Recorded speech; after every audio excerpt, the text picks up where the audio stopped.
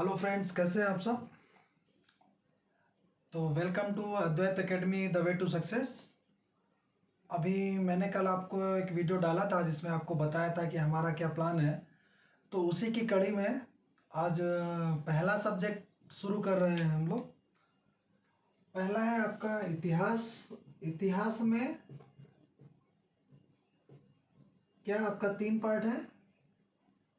प्राचीन भारत का इतिहास, मध्यकालीन भारत का इतिहास और आधुनिक भारत का इतिहास और आधुनिक भारत का इतिहास।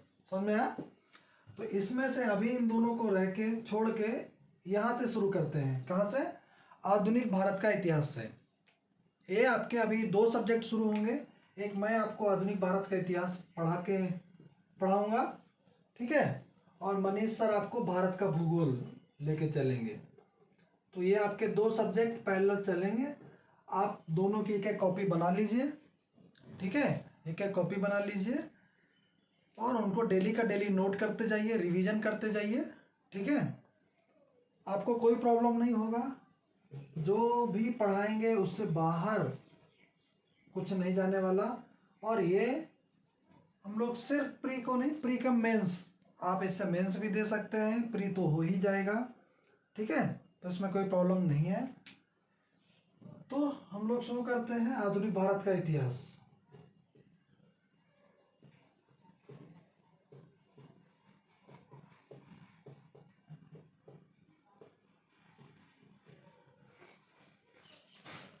अब आधुनिक भारत का इतिहास कहाँ से शुरू होता है? आधुनिक भारत का इतिहास शुरू होता है 1707 से। क्या डेट है? 1707, 1707। अभी ये 1707 इंपॉर्टेंट क्यों है? क्या हुआ कि अच्छा, मध्यकालीन जो भारत का इतिहास है वो किसके आसपास घूमता है? मुगलों के। किस पे आसपास घूमता है? मुगलों के। तो जब मध्यकालीन भारत का इतिहास खत्म होता है तो क्या होगा? मुगल खत्म हो रहे होंगे, ऐसा ही है ना।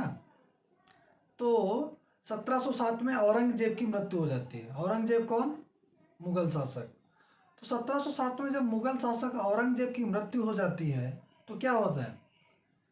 दिल्ली की जो सत्ता है, जो मुगलों का केंद्र था, वो कमजोर होने लगता है। तो जब दिल्ली की सत्ता कमजोर होने लगती है तो क्या होता है? छोटे छोटे राज्य स्वतंत्र होने लगते हैं। पहले क्या होता है कि पूरा दिल्ली पूरे देश पे राज करता है, ठीक है, या उसके अधीन रहते हैं। जब औरंगजेब की मृत्यु हो जाती है 1707 पे, ये बहुत इंपॉर्टेंट डेट है, 1707 औरंगजेब की मृत्यु। औरंगजेब की मृत्यु के बाद दिल्ली की सत्ता कमजोर होने लगती है। उसका फायदा उठाकर छोटे छोटे राज्य पनपने लगते हैं, स्वतंत्र होने लगते हैं। तो उसमें क्या हुआ, जब छोटे छोटे राज्य, तो राज्यों के अपने हित होते हैं, राज्यों के अपने हित होते हैं, तो उनका कोई राष्ट्रीय भावना नहीं होती है उनमें, है ना। उनका क्या है? अपना निजी स्वार्थ था।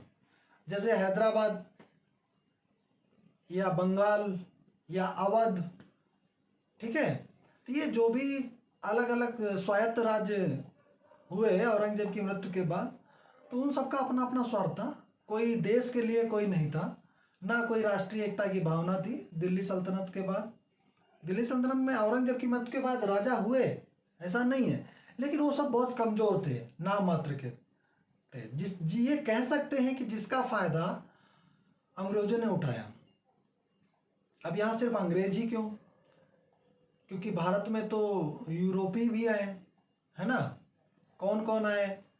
पुर्तगाली आए, डच आए, ठीक है, अंग्रेज आए, फ्रांसीसी आए, डेनिस आए, ये सब आए। तो फिर मैंने अंग्रेजी क्यों बोला? क्योंकि अंग्रेजों ने ही इस देश को अपना उपनिवेश बनाया और यहाँ पे शासन किया, है ना। तो बाकी सब असफल हो गए। बाकी जो यूरोप की जितनी भी कंपनियां थी वो अंग्रेजों से हार गई और चली गई। कुछ तो रही लास्ट तक, जैसे पुर्तगाली गोवा में बाद में गए, बहुत बाद में गए, स्वतंत्रता के बाद में गए, ठीक है ना। लेकिन उनका एक क्षेत्र तक सीमित थे वो लोग, एक क्षेत्र तक। उनका कोई बहुत बड़ा उन्होंने शासन नहीं किया, कुछ नहीं किया। तो क्या हुआ, जब 1707 में औरंगजेब की मृत्यु हो गई तो धीरे धीरे दिल्ली सल्तनत का विघटन होने लगा या पतन होने लगा, जिसका फायदा किसने उठाया?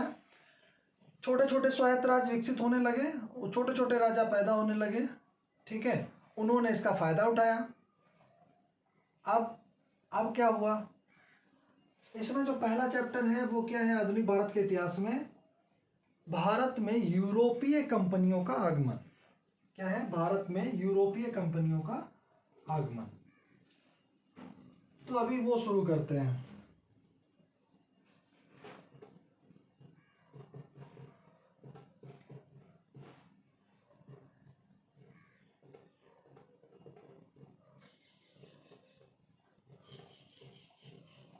भारत में यूरोपीय कंपनियों का आगमन हुआ क्या? अचानक से आ गए क्या? आपने सुना होगा ना कि वास्को डी गामा 1498 एडी में, हाँ अभी ये देख लो एडी और बीसी क्या होता है, ठीक है, एडी और बीसी, हिंदी में इसको समझ लो,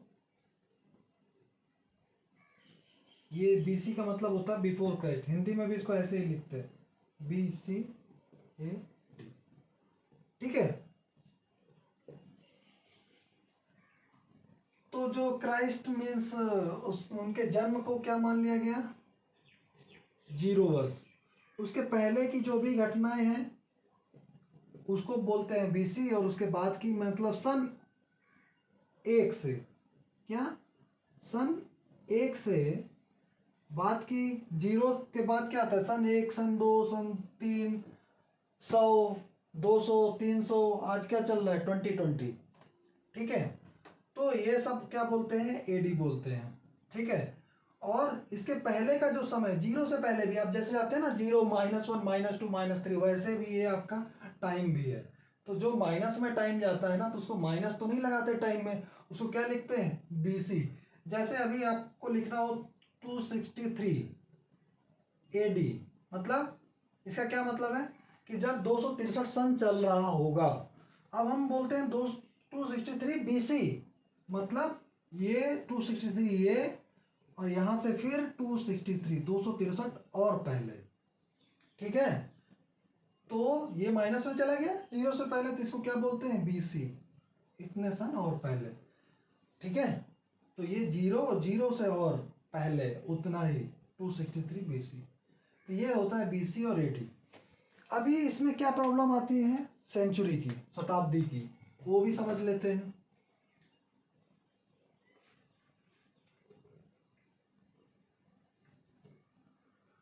जैसे अभी क्या बोलते हैं? 21वीं शताब्दी, है ना, 21वीं सदी चल रही है, बोलते हैं 21वीं सदी चल रही है, और ये 21वीं सदी किसकी है?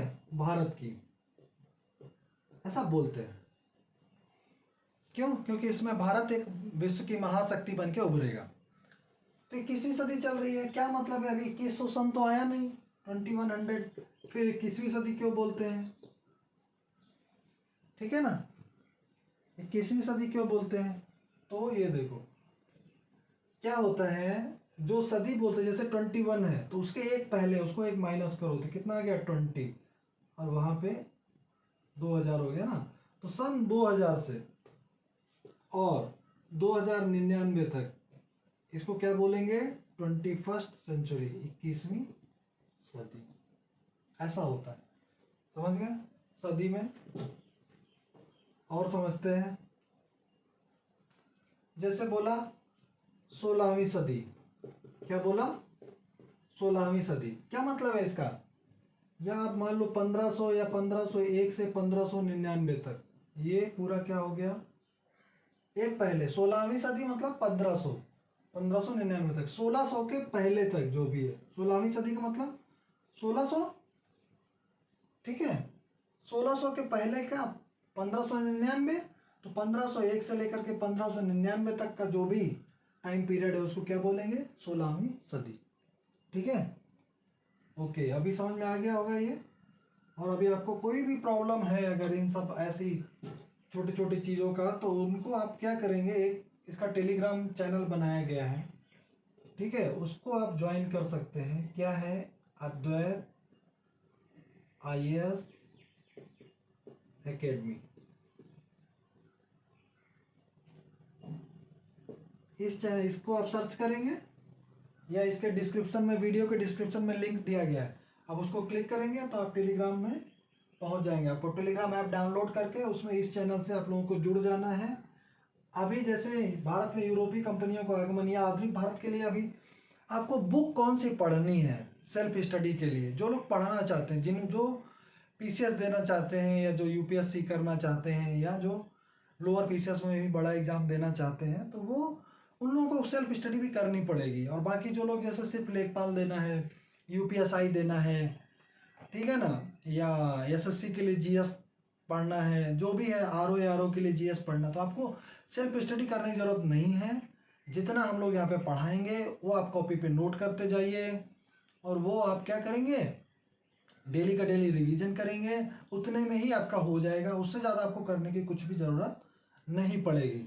लेकिन जो हाँ यूपी पीसीएस की तैयारी कर रहे हैं या किसी भी पीसीएस के एग्जाम की तैयारी कर रहे हैं, बिहार पीसीएस, एमपी पीसीएस, किसी भी पीसीएस की तैयारी कर रहे हैं या यूपीएससी की तैयारी कर रहे हैं, उनको क्या करना है, पढ़ना है, अपना सेल्फ स्टडी भी करनी है, कोई एक बुक ले लेनी है, ठीक है। जैसे ज़्यादा नहीं करना है, सिंपल क्लास 12th की ओल्ड एनसीईआरटी, ये सब लोग बोलते हैं, मैं भी बोल रहा हूँ कि क्लास 12th की ओल्ड एनसीईआरटी की बुक लेनी है। ये मार्केट में मिलती नहीं है, इसकी फोटोकॉपी वगैरह अवेलेबल रहती हैं।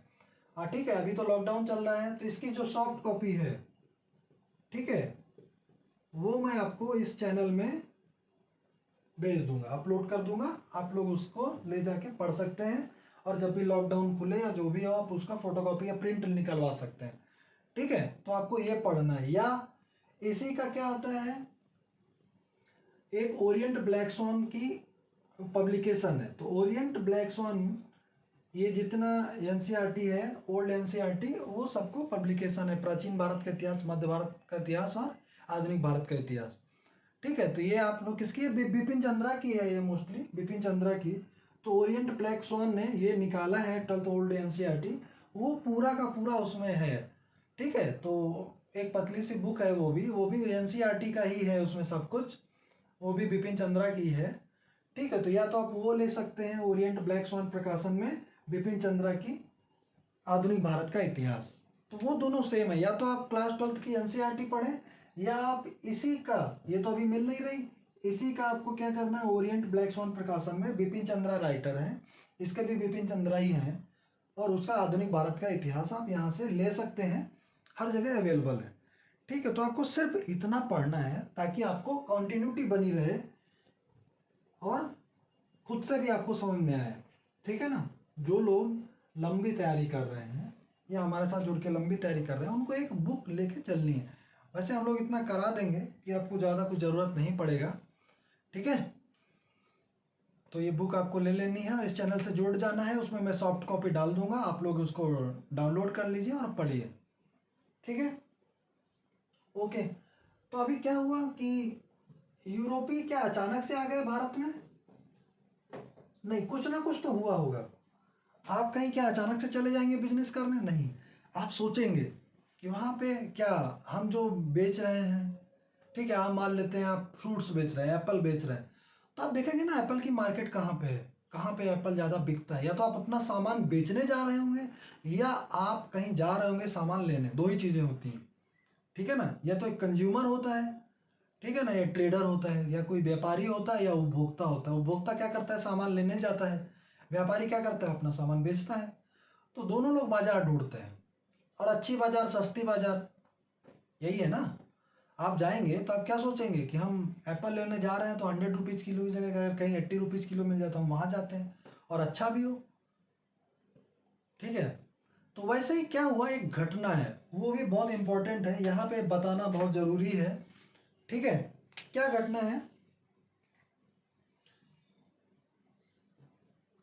ये देखो 1453 में ये थोड़ा सा विश्व इतिहास है यहाँ पे, लेकिन बताना जरूरी है, इसका इंपॉर्टेंस है, इसलिए सिर्फ इतना समझ लो, ज़्यादा इसमें दिमाग लगाने की जरूरत नहीं है। 1453 में एक क्षेत्र है जहाँ पे अभी क्या है, टर्की है या तुर्की है अभी, और तुर्की का एक बहुत फेमस जगह है इस्तांबुल, क्या है, इस्तांबुल, समझ में आया, उसी की बात हो रही है, उस समय उसको कुछ और बोलते थे। ठीक है, तो 1453 एडी में क्या हो गया, कुस्तुनतुनिया पे अधिकार कर लिया। क्या हो गया, किसने अधिकार कर लिया, उस्मानिया सल्तनत ने कुस्तुनतुनिया पर अधिकार कर लिया। कुस्तुनतुनिया क्या था, एक बहुत धनी शहर था, समृद्ध था उस समय, और वहां से ही यूरोप का सारा व्यापार, ये जो पूर्वी एशिया में होता था या पूर्वी विश्व में होता था, ठीक है ना, यूरोप का मतलब पश्चिम और ये पूरा एशिया का मतलब पूर्व, तो पूर्वी क्षेत्र में जो होता था या एशिया में जो व्यापार करते थे वो यहीं से आते थे। कहाँ से आते थे, कुस्तुनतुनिया से।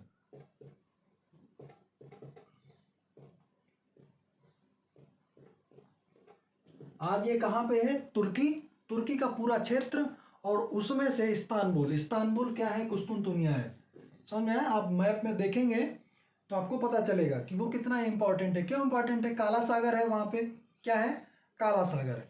काला सागर से एक पैसेज जाता है ऐसे, ये देखो, ये ऐसा यूरोप, ये ऐसा, यहाँ पे इस्तांबुल आपका बसा हुआ है, यहाँ पे ये पूरा तुर्की का ही क्षेत्र है ये सब। ठीक है, यहाँ पे भी है तुर्की का क्षेत्र, ये आपका काला सागर है, यहाँ पे ये आपका काला सागर। तो काला सागर से ये खाड़ी जाती है, ठीक है ना, ये एक पैसेज जाता है, तो यहाँ से व्यापार करते थे। ठीक है, ये भूमध्य सागर में जाता है इधर। ठीक है, तो यहाँ से वो लोग व्यापार करते थे, इस्तांबुल से होके यहाँ पे लैंड में आ जाते थे। ठीक है, तो इनको ज़्यादा समुद्र की यात्रा ज़्यादा नहीं करनी पड़ती थी, यहीं से वो लैंड में आ जाते थे और पूरा पूर्वी एशिया में वो व्यापार करते थे। तो अब जब यहाँ पे क्या हो गया, कुस्तुनतुनिया पे उस्मानिया सल्तनत ने क्या कर लिया, कब्जा कर लिया। तो अभी यूरोप का व्यापार तो बंद हो गया, यूरोप का व्यापार बंद हो गया। ठीक है, तब वो लोग क्या कर देते, इसको या तो छीन लेते लड़ाई करके, लेकिन नहीं, वो लोग व्यापारी लड़ाई करते हैं क्या, नहीं करते। वो लोग क्या करते हैं, अपना बिजनेस करते हैं। तो उन्होंने सोचा चलो ठीक है, कर लिया, कोई बात नहीं, ले लिया, अभी दूसरा रास्ता खोजा जाए, है ना, वहाँ जाने के लिए। क्यों, क्योंकि यहाँ पे बहुत सारा क्या था, इसको बोलते थे स्पाइस आइलैंड। स्पाइस आइलैंड मतलब मसालों का द्वीप। कहाँ पे, इधर अपना केरल, ये जो पूरा तट है ना, मालाबार तट, इधर बहुत सारे मसाले होते थे, और इंडोनेशिया में। तो वहाँ ये लोग मसालों की खोज में, ये लोग रास्ते की खोज करने लगे कि हमें अभी मसाला तो चाहिए।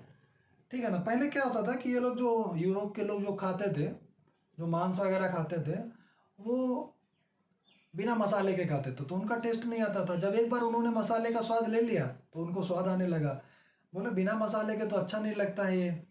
अब उसके लिए क्या हुआ, भारत गुलाम हो गया। यही कह सकते हैं ना, कि ना यहाँ पे मसाला होता, ना यूरोप के लोग यहाँ पे आते, ठीक है, और ना भारत गुलाम होता, कह सकते हैं ऐसा, है ना। तो फिर क्या हुआ कि वो लोग दूसरे रास्ते की खोज करने लगे। तो खोज करने में एक और इम्पोर्टेंट क्षेत्र आता है। अभी आपको मैंने 2 डेट बताई, 1707, फिर आपको उसके पहले बताया 1453, और एक और है 1488। यहाँ पे क्या हुआ, एक एक व्यक्ति है जिसका क्या नाम है, बार्थोलोमियो डियाज ने 1488 एडी में एक जगह का पता लगाया। ठीक है, उसका नाम था केप ऑफ गुड होप। क्या था, केप ऑफ गुड होप। इसका पता लगाया, केप ऑफ गुड होप का पता लगाया। इसको बोलते हैं आशा अंतरीप। क्या बोलते हैं, आशा अंतरीप। सुना होगा बहुत सारे लोगों ने। ये कहाँ पे है, ये जो आपका अफ्रीका महाद्वीप है उसमें नीचे साउथ अफ्रीका है, तो वहीं पे है ये, एकदम नीचे। ये एक टेबल लैंड है, ठीक है ना, ये टेबल हिल है, हिल एक पहाड़ टाइप का है, टेबल पहाड़, जहाँ पे आप बैठा रह सकते हैं। तो वहां पे बार्थोलोमियो डियाज ने 1488 एडी में क्या किया, केप ऑफ गुड होप का पता लगाया। ठीक है, मतलब चालू हो गए थे समुद्री खोज, तो उन्होंने इसका पता लगाया केप ऑफ गुड होप का। तो आधा रास्ता तो तय कर लिया, है ना, आधा रास्ता तय कर लिया, क्योंकि वहां से कितना दूर है एशिया, पास में सीधे अरब सागर हिंद महासागर होते हुए भारत आ गए वो लोग, ठीक है, उधर इंडोनेशिया चले जाएंगे। तो केप ऑफ गुड होप मिलने के बाद उनको भी होप मिली यूरोपियों को कि चलो हम कहीं तक तो पहुंचे, ठीक है। अभी ये लोग कैसे समुद्र में यात्राएं कैसे करते थे, उस समय क्या था कि यूरोप में पुनर्जागरण काल चल रहा था। पुनर्जागरण का मतलब कि पहले जागरण था, पहले आप जागे हुए थे, फिर क्या हुआ, आप सो गए और आप फिर जागे, पुनर्जागरण, है ना। तो यूरोप में पुनर्जागरण काल चल रहा था, प्रबोधन काल चल रहा था। ये सब क्या है, मीन्स तर्क का विकास हो रहा था, विज्ञान का विकास हो रहा था। सिंपल अभी इतना समझ लो, बाकी जब विश्व इतिहास पढ़ेंगे तब समझेंगे, ठीक है। तो उस समय क्या होता है, यूरोप में पुनर्जागरण काल चल रहा था, प्रबोधन काल चल रहा था, मतलब विज्ञान का विकास हो रहा था, तर्क शक्ति का विकास हो रहा था। लोग पूछ रहे थे क्या हो रहा है, क्यों हो रहा है ना। ये सूर्य पूरब से निकलता है तो पूरब से ही क्यों निकलता है, या निकलता किस दिशा से है, दिशा का ज्ञान हुआ, है ना। दिशा का ज्ञान हुआ तभी तो ये समुद्री यात्राएं आसान हो पाई। दिशा का ज्ञान हुआ, उसको क्या बोलते हैं, कंपास या दिशा सूचक, उसका ज्ञान हुआ। इस वजह से ये सब बहुत यूरोप के लिए बहुत आसान हो गया घूमना। बाकी जगह के लोग क्यों नहीं जा पाए, यूरोप के ही लोग, क्योंकि वहां पे विज्ञान युग शुरू हो गया था पहले, ठीक है। तो उन्होंने क्या किया, कंपास की खोज की। उसको क्या बोलते हैं आपका, कुतुब नुमा। क्या बोलते हैं, कुतुब नुमा। किसको बोलते हैं, कंपास को, जो बोलता है आपको दिशा बताता है, दिशा सूचक, ठीक है। क्या बोलते हैं, कुतुब नुमा। ये आपको ध्यान रखना है, वर्ड है कुतुब नुमा, दिशा सूचक होता है, ठीक है। तो इसका आविष्कार हो गया था, तो अब ये लेके कंपास निकल लिए, हमें किस दिशा में जाना है, पूरब में जाना है, ठीक है ना। यूरोप पश्चिम में है तो उनको किधर जाना था, पूरब में। तो वो यहाँ तक पहुंच गए, बार्तोलोमेव डियाज साहब पहुंच गए, कहाँ पे, केप ऑफ गुड होप में, आगे नहीं जा पाए। तो फिर क्या हुआ, फिर आगे एक और घटना होती है। आपने सुना, कोलंबस का नाम सुना होगा, वास्को डिगामा का नाम सुना होगा, ठीक है। तो यूरोप के दो कंट्री ने, स्पेन और पुर्तगाल ने, उन्होंने कहा कि नहीं हम खोज करेंगे। उन्होंने क्या कहा कि ये जो मसाला द्वीप है इनकी खोज हम करेंगे, कहाँ पे हैं। तो कोलंबस महोदय निकले 1492 में, कोलंबस महोदय 1492 में निकले, ठीक है। फिर क्या हुआ, उन्होंने भटक गए, वो भटकते भटकते कहाँ पहुँच गए, अमेरिका। तो क्या बोलते हैं, कोलंबस महोदय ने अमेरिका की खोज की। भैया अमेरिका पहले से था, खोज वोज कुछ नहीं की, पता लगाया कि अमेरिका जाने का रास्ता किधर से है, समझ में आया। जैसे बोलते हैं ना, वास्को डिगामा ने भारत की खोज की। अरे भैया खोज क्या की, भारत तो सदियों से है ना। कब से है आप, हड़प्पा सभ्यता सुने हैं ना, सिंधु सभ्यता, तब से है ना भारत, ठीक है। तो ये भारत बहुत पहले से खोज नहीं की, बस रास्ता पता लगाया कि यूरोप को भारत से जोड़ने वाला समुद्री मार्ग कौन सा है, उसका पता लगाया वास्को डिगामा ने, ठीक है। तो क्वेश्चन तो ऐसे ही पूछता है, भारत की खोज किसने की, वो गलत है, ठीक है। लेकिन ठीक है, क्वेश्चन पूछे तो आप वास्को डिगामा लगाना, लेकिन अगर आपको कोई पूछे कि भारत की खोज किसने की, उसको बोलना ये गलत है। भारत हमेशा से था, है और रहेगा। भारत की खोज किसी ने नहीं की, भारत का पता लगाया कि भारत जाने का रास्ता यूरोप से किधर है। क्योंकि 1453 में उस्मानिया सल्तनत ने किस पे, कुस्तुनतुनिया पे अधिकार कर लिया।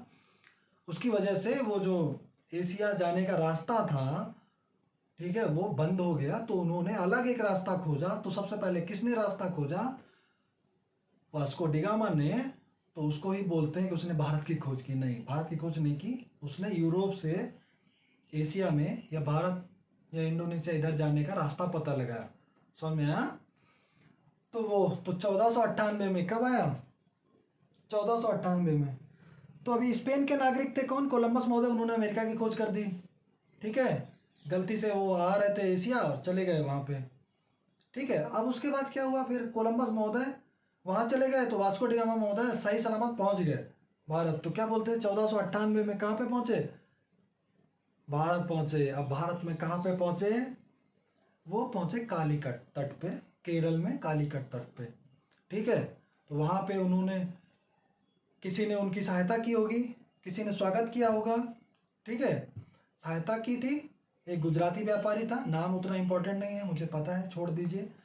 हाँ, फिर एक था आपका कौन, एक शासक था, आपने सुना होगा जमोरिन, जमोरिन शासक का नाम नहीं था, वो एक हिंदू शासक था, उसकी वो पैतृक उपाधि थी जमोरिन।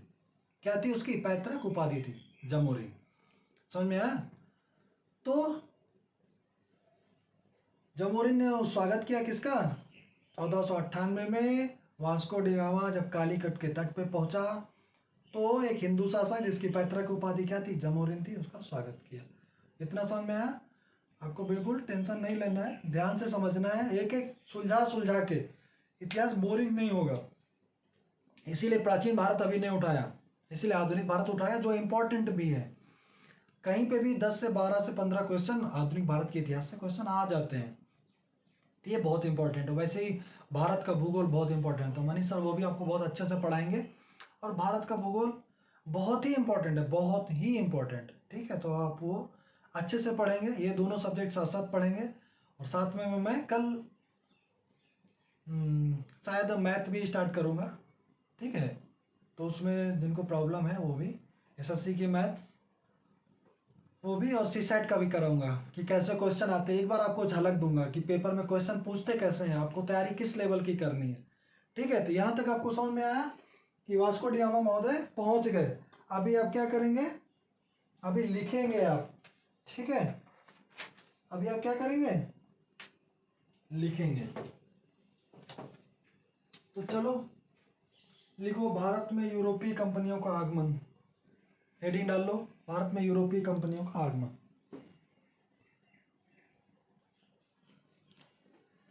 तो चलो लिखो, यूरोपीय कंपनियों का भारत आगमन। लिखा? उनका आने का क्रम लिख लेते हैं पहले। ठीक है, फिर जब जो भी मैंने अभी बोला, जो भी समझाया, उसको मैं प्रॉपर लिखाऊंगा। ठीक है, तो आप उसकी चिंता मत करें। तो लिख लेते हैं, सबसे पहले कौन आया यूरोपीय कंपनियों का क्रम। तो अभी सबसे पहले कौन आया आपको पता होगा। कौन आया? Vasco D gamma. कौन आया? Vasco D gamma. वो कौन था? पुर्तगाली था। कौन था? पुर्तगाली था। ये आने का क्रम है किसका? यूरोपीय कंपनियों का आने का क्रम। सबसे पहले कौन आ गया? पुर्तगाली वहां से आ गए। पुर्तगाली के बाद कौन आ गए? फिर अंग्रेज आ गए। कौन आ गए? अंग्रेज आ गए। उसके बाद कौन आ गए? फिर आ गए डेनिस। कौन आ गए? डेनिस। और फिर कौन से आ गए? फ्रांसीसी। ये आपका क्रम पूछता है 1 नंबर का, या तो चारों दे देगा मिलाने का। कौन कब आया, सन नहीं, पहले कौन आया बाद में कौन आया, तो वो क्रम आप लिख दीजिए। ठीक है, ऐसा दे देगा ये 1 2, ऐसे ही लिख देते हैं 3 4, 4 ऑप्शन दे देगा कौन कौन आया। ऑप्शन ए 1 2 3 4 आने का क्रम, ऑप्शन बी 2 1 4 3, ऑप्शन सी ऐसा करके 1 3 4 2, और डी 2 3 4 1, ऐसा करके 4 ऑप्शन दे देगा। बोलेगा कि भारत में जो यूरोपीय कंपनियां आई उनके आने का क्रम क्या है, आप बताइए। ठीक है, तो ये आपको पता होना चाहिए। सबसे पहले कौन आया? पुर्तगाली। कहाँ से याद रखेंगे, आपको पता ही है कौन आया, Vasco D gamma. Vasco D gamma कौन था? एक पुर्तगाली यात्री था। क्लियर? पुर्तगाली यात्री था, उसने क्या किया? रास्ते का पता लगाया यूरोप से, क्योंकि कुस्तुन दुनिया पे अधिकार हो गया था। ठीक है, कुस्तुन दुनिया मतलब आज का इस्तांबुल, आप मैप में देखेंगे उसको, बहुत इंपॉर्टेंट है वो जगह। ठीक है, और फिर कौन आए? अंग्रेज, जो आए और रह गए। जब तक उनको भगाया नहीं गया तब तक वो गए भी नहीं। ठीक है, फिर डेनिस महाशय आए, इनका ज्यादा कुछ प्रभाव नहीं रहा। फिर कौन है? फ्रांसीसी है। ठीक है, आगे लिखाएंगे कि फ्रांसीसी एक व्यापारिक कंपनी तो थी, लेकिन किसके थे अधीन थी? सरकार के अधीन थी। फ्रांसीसी कंपनी किसके अधीन थी? सरकार की। मतलब सरकार की मर्जी से आई थी, सरकार की ही कंपनी थी। ठीक है, फ्रांसीसी कंपनी। तो ये सब आपको अभी अगले वीडियो में डिटेल से, पुर्तगाली भारत आ गए तो पुर्तगालियों में कौन कौन आया, कौन कौन गवर्नर जनरल आया, क्या क्या हुआ, पुर्तगालियों की पूरी घटना पढ़ेंगे। फिर अंग्रेज पढ़ेंगे, डेनिश पढ़ेंगे, फ्रांसीसी पढ़ेंगे, और फिर अंग्रेज को कंटिन्यू करेंगे। ठीक है ना, अंग्रेजों ने कैसे प्लासी का युद्ध हुआ 1757 में, फिर 1764 में कैसे बक्सर हुआ, बंगाल में उन्होंने अधिकार कर लिया। ठीक है ना, और फिर वहां से फिर और जो छोटे छोटे स्वतंत्र राज्य हुए, बंगाल स्वतंत्र हो गया था 1707 के बाद। ठीक है, फिर उसके बाद हैदराबाद हुआ, फिर उधर टीपू सुल्तान थे। ठीक है, कहाँ पे? कर्नाटक वगैरह में, मैसूर में टीपू सुल्तान थे। ठीक है, हैदर अली का बेटा था टीपू सुल्तान। तो वो सब आपको धीरे धीरे समझ में आएगा, आपको प्रॉब्लम कुछ नहीं होगी, धीरे आराम से पढ़ना है, लेकिन सब नोट करते जाना है। ये सब जो भी मैंने आज बोला, ये हर एक पॉइंट इंपॉर्टेंट है, इससे कुछ भी पूछा जा सकता है, इसमें से कुछ भी छोड़ने लायक नहीं। अब इसमें आप लोग इंपॉर्टेंट मत छाटिएगा, ये सब इंपॉर्टेंट ही है, ठीक है, समझ गए? तो आप चैनल से जुड़ जाइए, उसको सब्सक्राइब कर लीजिए, बेल बटन जरूर दबाइए ताकि आपको जो भी नया वीडियो आए पता चलेगा कब आ रहा है, ठीक है? और टेलीग्राम चैनल से जरूर जुड़िए, उसमें से आपको जो भी है न्यूज़ चैनल से मतलब रिलेटेड जो भी है, आपको क्या पढ़ना है, करंट में कोई आर्टिकल है या कुछ है, कोई न्यूज़ है वो, और जो भी बुक्स वगैरह हैं सॉफ्ट कॉपी अवेलेबल है मेरे पास अभी, वो मैं उसमें डाल दिया करूँगा, आप लोग पढ़िए, ठीक है? या आपको जो भी प्रॉब्लम है वो आप उसमें या कमेंट बॉक्स में पूछ सकते हैं वीडियो के, ठीक है? चलिए फिर मिलते हैं अगले वीडियो में, धन्यवाद।